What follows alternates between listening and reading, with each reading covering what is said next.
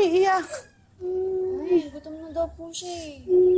Ganun. Sige, maghahanap ako ng pagkain. Nay, gusto niya ako na lang. Hindi na, dito ka na lang. Alagaan mo kapatid mo, ha?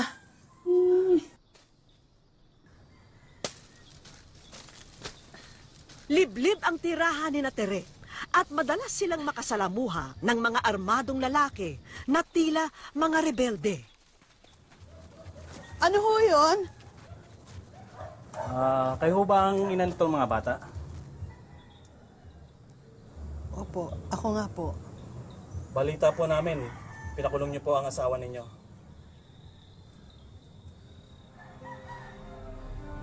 Kasi po sinasaktan niya po kami. Sinasaktan niya yung mga anak ko at muntik niya na akong mapatay. Sa susunod po, sa amin na po kayo magsumbong. Mas mabilis at permanente pa ang parusa namin. Sarap ng saging niyo, ah. Gusto niyo ho ba? Sarap po ng saging. Sige po.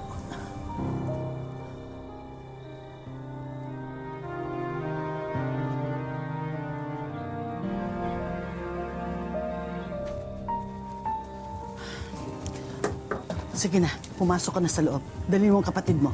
Hindi, mag-iigib po ako. Hindi na, dito ka na lang. Ako nang gagawa niyan. Huwag kayong lalabas at huwag kayong makikipag-usap sa mga taong hindi nyo kilala. Sige na. Sige po.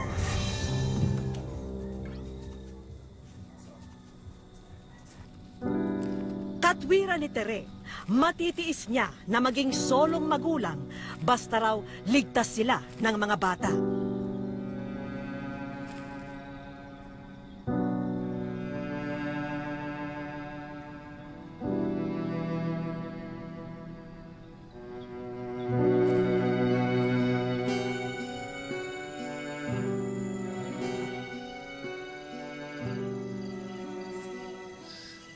Diyos ko, hindi ko na po alam ang gagawin ko.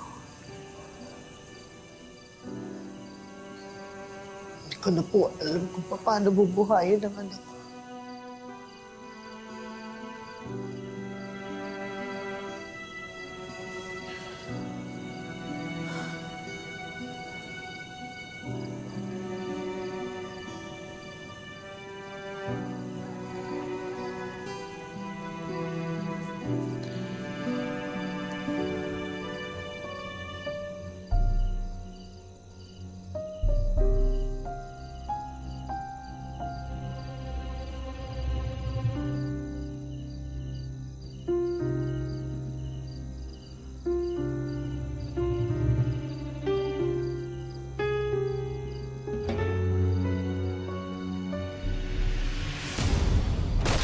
Nagkaroon ng putukan sa lugar ni Tere at bigla ring pinasok ang kanilang bahay. Kumingi! Sige. Sige, tapusin mo na ang paghihirap ko.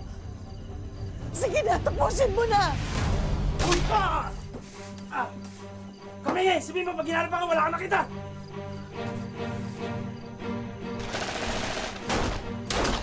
Lisa! Dante! Ano kayo? Tapa! Tapa! Tapa!